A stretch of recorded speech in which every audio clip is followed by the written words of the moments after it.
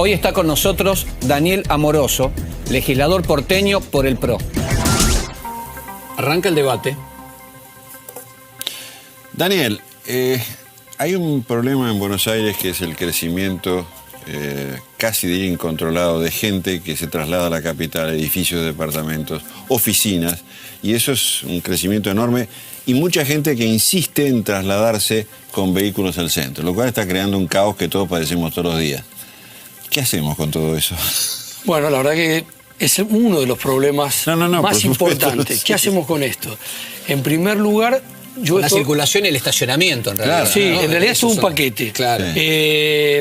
Nos está pasando algo que yo lo aprendí en un congreso. Esto tiene que ver con la física. O sea, nosotros tenemos, digamos, un espacio determinado y ya no entran más cuerpos, ya no entran más coches en la ciudad de Buenos Aires. La ciudad no es de goma, digamos, no se estira. Claro. No se estira. Entonces, lo primero que nosotros hicimos fue, por ejemplo, licitar, que ya están en marcha, 30 playas de estacionamientos disuasorias y persuasivas. O sea, tenemos 15 playas de estacionamiento subterráneas, que son mega obras que van a llevar un tiempo entre 2 y 5 años, para que la gente pueda estacionar y tomar algún otro vehículo y llegar hasta el micro y macrocentro en subte, tren o colectivo.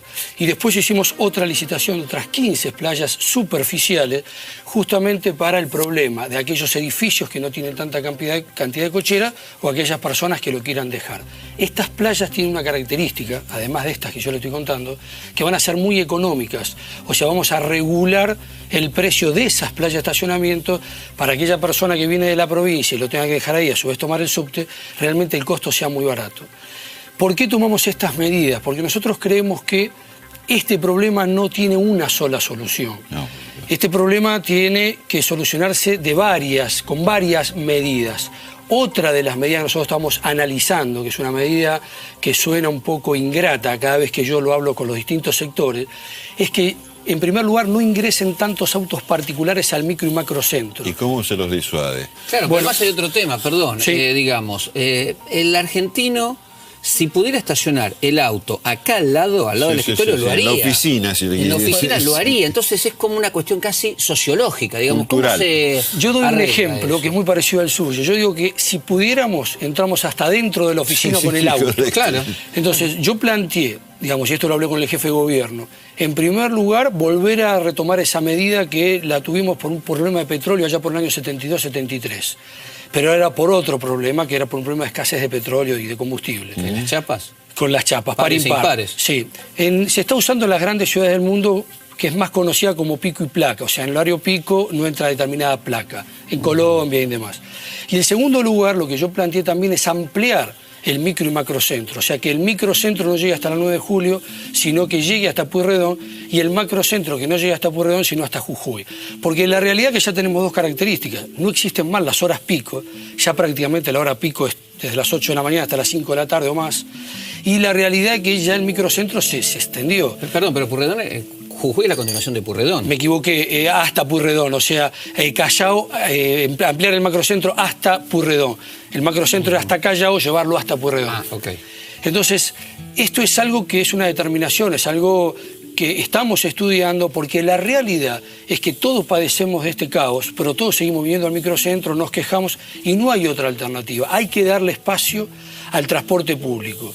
Hay que darle espacio y mejorar el transporte público de superficie. Bueno, pero el transporte público, es subterráneo. Claro, pero el transporte público no brinda los servicios que debería brindar y que se brindan en otras ciudades del mundo, donde con el subterráneo la gente se puede mover, puede recorrer toda la ciudad bajo tierra y el tránsito vehicular queda reducido. Digamos, acá no sucede eso, digamos, no funciona toda la noche, hay huelgas permanentemente, hay conflictos, los vehículos, los colectivos y los subterráneos llegan saturados de gente, la gente lo deja pasar y no lo puede tomar. Entonces, digamos, es algo más allá de prohibir solamente la entrada de auto. Hay que brindarle una solución a la gente. Nosotros estamos trabajando con el nuevo secretario de Transporte de la Nación, Juan Pablo Schiavi, porque desgraciadamente tanto la CNRT como la Secretaría de Transporte de la Nación, digamos, tiene la potestad para regular el transporte público. Nosotros, la mayoría de las líneas, solamente unas 50 líneas,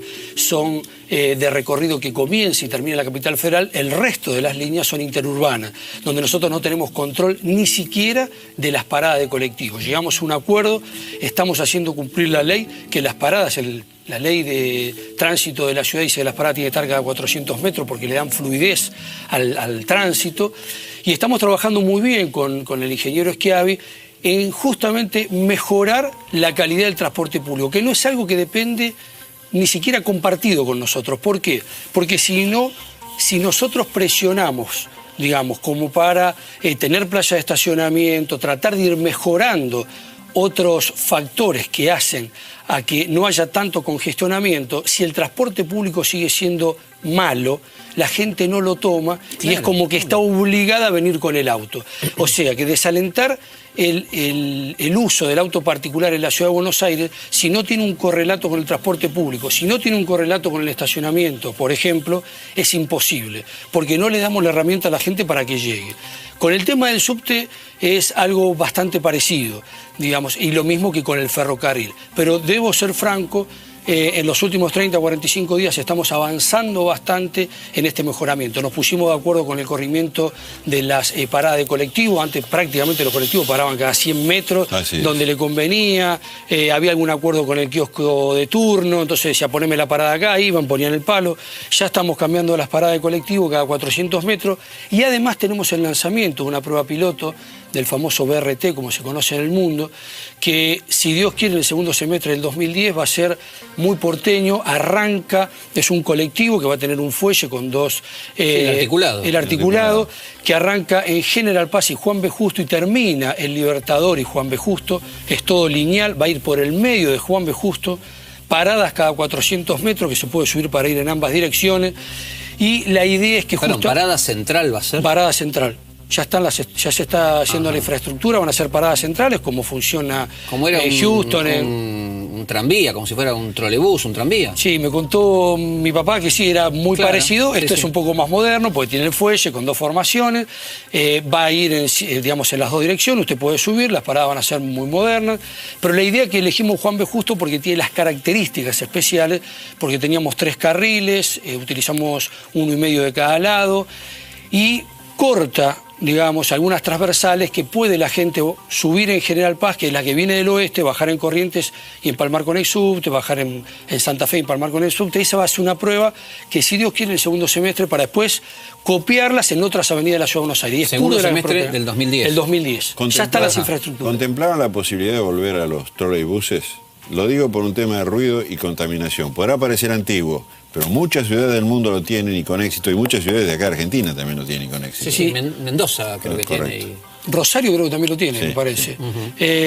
La verdad que en esto no nos parece nada antiguo y toda la sugerencia la tomamos. En algún momento se está estudiando, porque la realidad que cuando uno analiza el impacto ambiental que desgraciadamente tienen, digamos, todo el transporte en general, no solo el transporte público, impacto sonoro, energético. Entonces uno trata de poner sobre la mesa y empezar a replantear todo.